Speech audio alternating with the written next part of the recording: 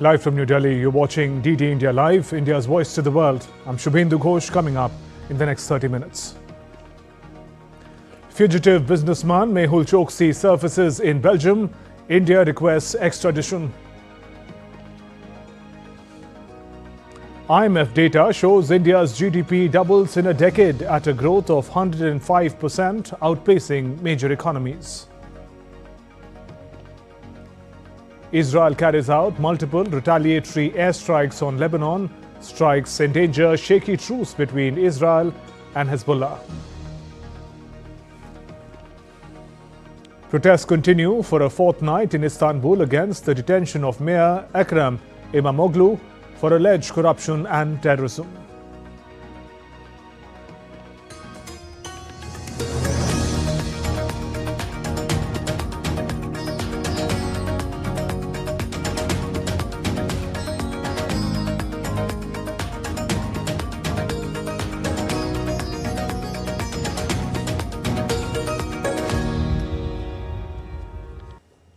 Israeli artillery and airstrikes hit South Lebanon on Saturday after Israel said it had intercepted rockets fired from across the border. This incident has endangered a shaky truce that ended year-long conflict between Israel and Hezbollah. The conflict marked the deadliest spillover of the Gaza conflict and a blistering Israeli offensive after months of cross-border exchanges of fire wiped out Hezbollah's top commanders and much of its arsenal. Though Hezbollah denied responsibility for Saturday's strikes, saying it had no link to the rocket launches and that it remained committed to the ceasefire. 6 rockets were fired, 3 of which crossed into Israel and were intercepted. Under the November ceasefire deal, Hezbollah was to have no weapons in southern Lebanon. Israeli ground troops were to withdraw and Lebanese army troops were to deploy into the area. The agreement specifies that Lebanon's government is responsible for dismantling all military infrastructure in southern Lebanon and confiscating all unauthorized arms. But since then, each side has accused the other of failing to implement the deal in full. An Israeli airstrike in southern Gaza's Khan Yunis killed Hamas political leader Salah al-Bardawil, as per reports coming in. Hamas has accused Israel of assassinating Bardawil, whom it said was praying along with his wife, when an Israeli missile struck their tent shelter in Khan Yunis. Israel has been accused in a statement issued by Hamas. Explosions echoed throughout north, central and southern Gaza Strip in the early hours on Sunday after Israel effectively abandoned a ceasefire, launching a new all-out air and ground campaign on Tuesday against Gaza's dominant Palestinian militant group, Hamas. Thousands of Israelis demonstrated in Tel Aviv on Saturday against decision by Prime Minister Benjamin Netanyahu's government to dismiss the head of Shin Bet domestic intelligence service and resume fighting in Gaza. Netanyahu said this week he had lost confidence in Ronen Bar, who had led Shin Bet since 2021, and intended to fire him effective April 10th, prompting 3 days of protest. Israel's Supreme Court issued an injunction on Friday, temporarily freezing the dismissal. Netanyahu has dismissed accusations that the decision was politically motivated. Meanwhile, Israeli Prime Minister Netanyahu in a video message said that Israel will remain a democratic state despite the government sacking their internal security chief. Ronen Bar will not stay as head of Shin Bet. There will not be civil war, and Israel will remain a democratic state. Meanwhile, in an interview, Chief Foreign Policy Advisor to Israeli Prime Minister Ophir Falk said that Israel is applying military pressure on Hamas in an effort to bring home the remaining hostages in Gaza. Falk said he expects Lebanon to uphold its end of a shaky truce. Hamas unfortunately understands military pressure and only military pressure. In November 2023, we got over 80 hostages out for one reason: military pressure. That's the only reason. The only reason they went back to the negotiation table was military pressure. And that's what we're doing right now, and we're going to get all of the hostages back home. In other news, Russia's overnight drone attack on Kiev has left a trail of destruction, injuring at least 7 people and sparking fires in high-rise apartment buildings. Ukrainian officials reported that emergency services were dispatched to multiple districts to combat the blazes. Mayor Vitaly Klitschko confirmed that one person has been hospitalized. The attack also forced the evacuation of 10 people, with a woman killed in Dniprovsky district after debris from the destroyed drone sparked a fire. Another person died in Holisavsky district. Ukrainian State Emergency Service reported at least 27 people were evacuated from a burning building. The attack marks a significant escalation in the conflict. Capital Kiev is bearing the brunt of the violence. Meanwhile, Russian air defense units have destroyed 59 Ukrainian drones overnight, as per the country's defense ministry on Sunday. U.S. Special Envoy Steve Witkoff has said that he's optimistic that Trump administration can broker a 30-day ceasefire between Russia and Ukraine. Witkoff, who is officially Trump's Middle East envoy, has played a growing role in efforts to bring about an end to three-year-old Ukraine war. The Kremlin said this week Putin had agreed in a call with his U.S. counterpart Donald Trump to observe a 30-day ceasefire on energy targets.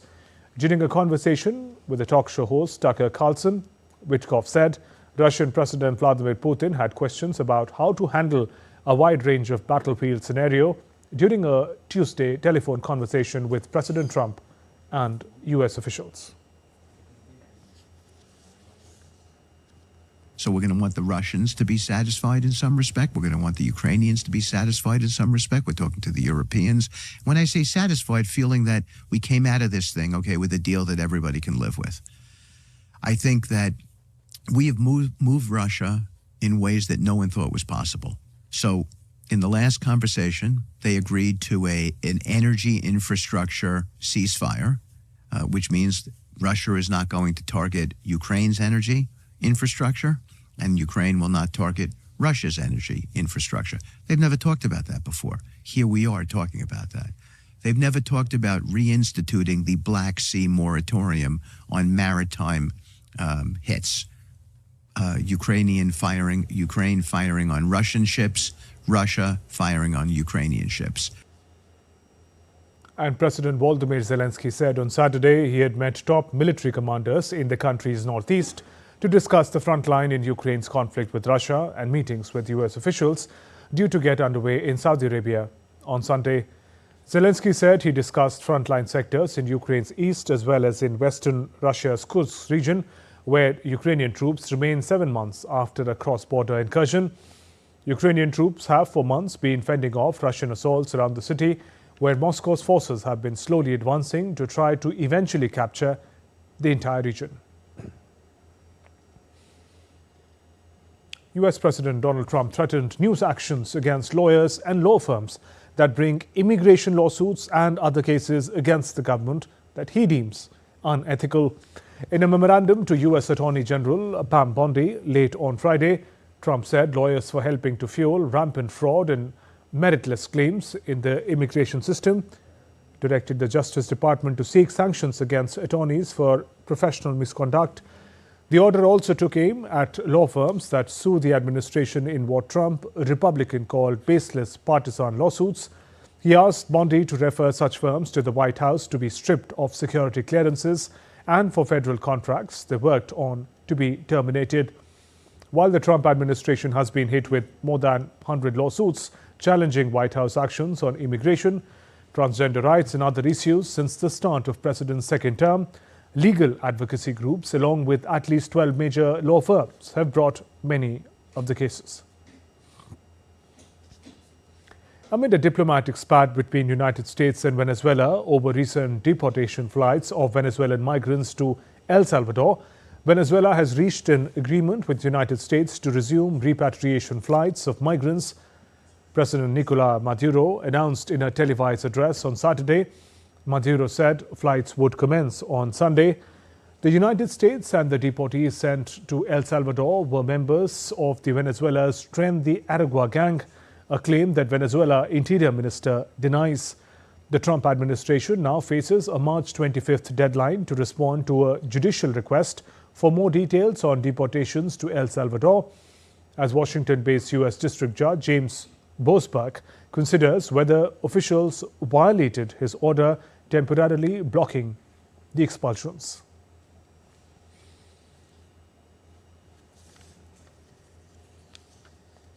Moving on, Turkey is ablaze with protest as demonstrators take to the streets to condemn the arrest of Istanbul Mayor Ekrem İmamoğlu. The country's worst unrest in over a decade has proved to be spreading over 55 provinces, with clashes between police and protesters escalating into violence.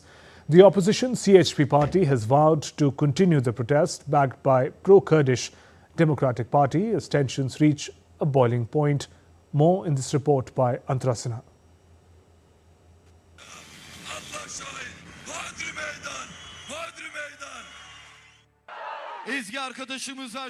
Turkey is witnessing its worst protests in over a decade, with aggressive demonstrations erupting across the country in response to the arrest of Istanbul Mayor Ekrem İmamoğlu.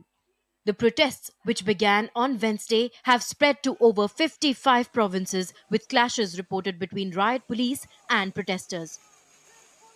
İmamoğlu's arrest on charges of terrorism and corruption has sparked widespread outrage, with many viewing it as a politically motivated move to prevent him from running in the 2028 presidential election. The protests have been marked by violence, with riot police using tear gas, rubber bullets, and percussion grenades to disperse the crowds. Meanwhile, Turkish President Tayyip Erdogan on Saturday said that the main opposition was engaging in street terrorism. The Republican People's Party, CHP, attempted to provoke our nation over this corruption operation. They have been doing everything they can for 4 days to disturb the peace of the nation and polarize our people. From insulting anyone they encounter to attacking our police officers who are only doing their jobs. From intimidating our members of the judiciary who are investigating corruption reports to suppressing the national will with street terrorism, they have it all.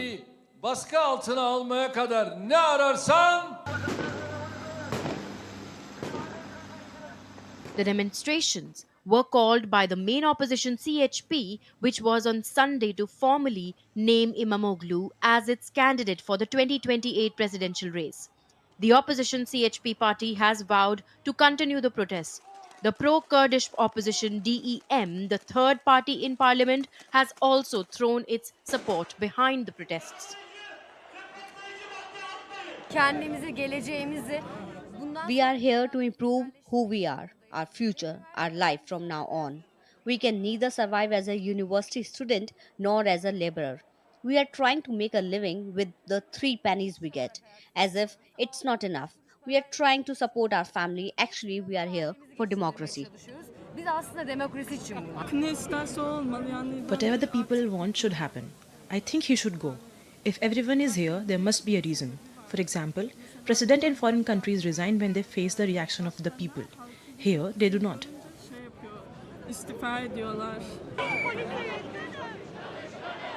The protests are the biggest in Turkey since the massive demonstrations of 2013, which began at Istanbul's Gezi Park to protest its demolition and spread across almost the entire country. Antara Sinha for DD India. Let's turn to some weather updates. Floods continue to wreak havoc across Madrid on Saturday after Storm Martino. Heavy rains caused rivers to overflow, leaving fields submerged. The impact of the storm has been felt beyond Madrid as various regions across Spain face similar severe weather conditions. Storm Martino first hit Spain on Thursday. Authorities have warned residents to stay away from the areas where levels of water are getting closer to the streets. South Korea has declared a state of disaster after multiple forest fires hit the country's south, killing at least 4 and displacing hundreds of residents from their homes. More than 300 personnel along with 20 helicopters have been deployed to tackle the fire, which began in Sancheong County on Friday afternoon. Still to come on this edition of TD India Live. India observed Shaheed Diwas honouring sacrifices of Bhagat Singh, Rajguru and Sukhdev. Team DD India joins in the walkathon to promote Fit India initiative. And glimpses of how people across the world celebrated Earth Hour.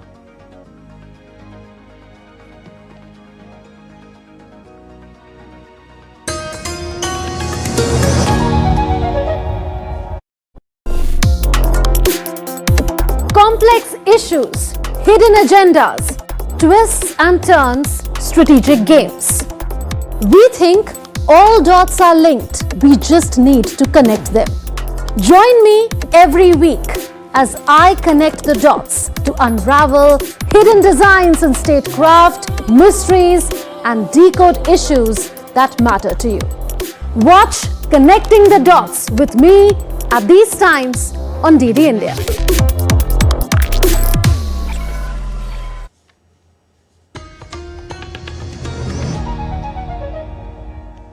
Welcome back. You're watching DD India Live. I'm Shubhendu Ghosh. On Sunday, March 23rd, DD News organized a walkathon to promote Fit India initiative and champion inclusivity. Co-sponsored by Fit India Initiative and Inclusive Divyangjan Entrepreneur Association, the event covered a 4-kilometer route starting and ending at Doordarshan Bhavan, emphasizing accessibility for specially abled persons. Participants were recognized with awards in various categories, and all the people who finished the race received tokens of appreciation as well. The walkathon reinforced the message that fitness is for everyone, highlighted the importance of creating inclusive spaces for all. Meanwhile, DD News Director General Priya Kumar emphasized the importance of fitness for everyone, highlighting the principle of inclusion with active participation of Divyangs. आज DD news ने एक walkathon organise किया। माननीय प्रधानमंत्री का जो fit India का आह्वान है उसको देखते हुए हमने सबने ये डिसाइड किया कि हम भी इसका एक हिस्सा बनेंगे। हमारे 300 करीब प्रतिभागी थे और मैं सबका बहुत धन्यवाद करूंगी। सबने बहुत इससे जोर शोर से इसमें पार्टिसिपेट किया है और हम लोग आगे भी ऐसे करते रहेंगे और सबको हम यही कहना चाहेंगे, हमारा यही एक मैसेज है कि सबको अपनी फिटनेस पे ध्यान देना चाहिए और सबको इसका हिस्सा बनना चाहिए। डीडी न्यूज़ के इस वॉकाथॉन में हमने ये भी ध्यान रखा कि हम लोग एक इंक्लूसिविटी, जो इंक्लूजन वाला एक प्रिंसिपल है, उसको भी हम साथ लेके चले। हमारे साथ कम से कम 15 लोग ऐसे थे जो दिव्यांग हैं, जिन्होंने बहुत ही हिम्मत से और बहुत ही जोश से इसमें पार्टिसिपेट किया है, तो इसके लिए हम उनका भी धन्यवाद करते हैं। Moving on, a Phoenix Settlement Trust, Gandhi Development Trust of South Africa handed over artifacts and documents related to Mahatma Gandhi, the great Indian leader, to the National Gandhi Museum. India's External Affairs Minister, in a tweet on social media platform X, informed about the artifacts. He also said that Bapu's life and message continue to inspire generations to come. The National Gandhi Museum in New Delhi contains huge picture galleries depicting Mahatma Gandhi's life, work and ideals in photographs, artworks, paintings and his relics. Indian Army successfully facilitated the return of the mortal remains of 2 youth who were reported missing earlier in March from Uri in Jammu and Kashmir. On March 20th, Indian Army spotted the body of deceased in the Jhelum River, but due to strong water currents, the body drifted across the line of control towards Chokasi sector of Pakistan-occupied Jammu and Kashmir. The Indian Army officials coordinated efforts to retrieve the mortal remains. Following the handover, the remains were returned to their respective families for final rites. Bereaved families expressed deep gratitude to the Indian Army for their swift response and efforts in ensuring the dignified return of the mortal remains of their loved ones from Pakistan-occupied Jammu and Kashmir. The 12th edition of the India-Kyrgyzstan Joint Special Forces exercise, Khanjar, successfully concluded on March 23, 2025 in Tokmok, Kyrgyzstan. Elite forces from India's Parachute Regiment and Kyrgyz Scorpion Brigade undertook intensive training to boost interoperability, high-altitude warfare capabilities and counter-terror tactics. The exercise featured advanced operations including sniping, building intervention, mountain craft and specialized counter-terror drills.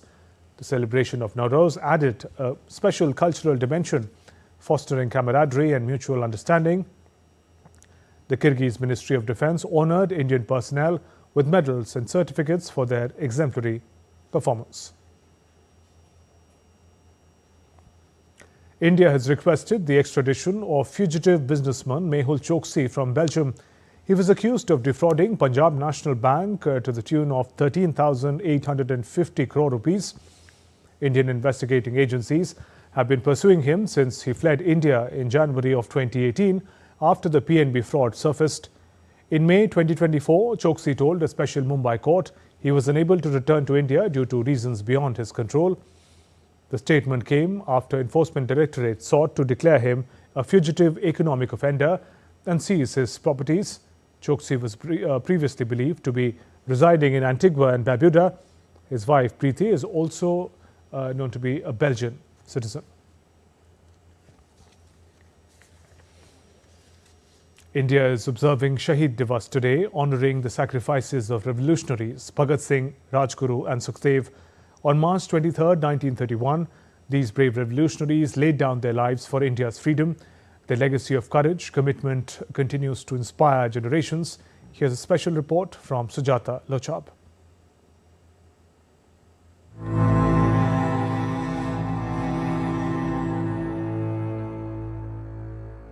On 23rd March 1931, three patriots and freedom fighters, Bhagat Singh, Rajguru and Sukhdev, were hanged to death.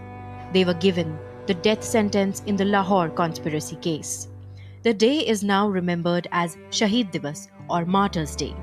The British Governor-General promulgated an ordinance to establish a special tribunal to try the Lahore conspiracy case while denying the accused the right to appeal. The British imperialists branded them as criminals, but in the hearts of millions, they were heroes. History is testament to the fact that the three young men showed neither remorse nor fear while they were being taken to the gallows at Lahore Central Jail, but happily embraced death, shouting, "Inqilab Zindabad." Inqilab Zindabad! In fact, the song Mera Rang De Basanti Chola gave birth to one of the greatest freedom songs. It became Bhagat Singh's song of the gallows. He was said to have marched to the hangman's chamber with this song on his lips. Today, Indians across the country honor them with a deep sense of gratitude. Their story of courage has inspired many movies which have relived the spirit of supreme sacrifice. Bhagat Singh was just 23 years old when he was hanged. His legend continues to inspire generations of Indians even today. For him, death in the cause of freedom was like a celebration that has continued even after 94 years. Sujata Lochab for DD India. India has doubled its gross domestic product in the last 10 years at a growth of 105% from $2.1 trillion in 2015 to $4.3 trillion in 2025.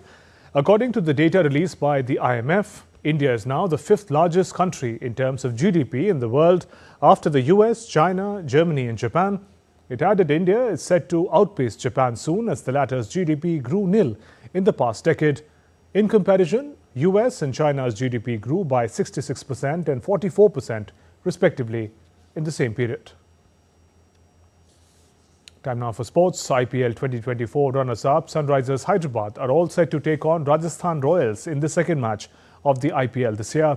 Having also lost the 2018 final to Chennai Super Kings, the Orange Army would be looking to come out on top this time, when Travis Head and Abhishek Sharma are expected to play key roles. Rajasthan Royals, on the other hand, are yet to win the IPL since their triumph in 2008. Also, immense excitement among the cricket fans for the second game in the evening as arch rivals Chennai Super Kings and Mumbai Indians will face one another. CSK and Mumbai Indians are the two most successful teams in the IPL with a combined 10 titles. Another weekend, another Fit India Sundays on Cycle event was organized under Fit India movement at Major Dhyan Chand National Stadium this morning. People from all corners of Delhi participated in the event to promote fitness. Paris Paralympics badminton gold medalist Nitesh Kumar and bronze medalist Manisha Ramdas were also present at the event. Many people, including doctors, nutritionists, students and social activists, participated to make this people's event a success and people aware of ills of obesity. भारी मात्रा में लोग आए हैं और they are enjoying cycling on Sunday. I'm happy to see that people are taking the first step towards their fitness journey. And people across the globe contributed their part and participated in Earth Hour. In the symbolic event, people turned off non-essential lights for an hour to raise awareness about climate change and environmental issues.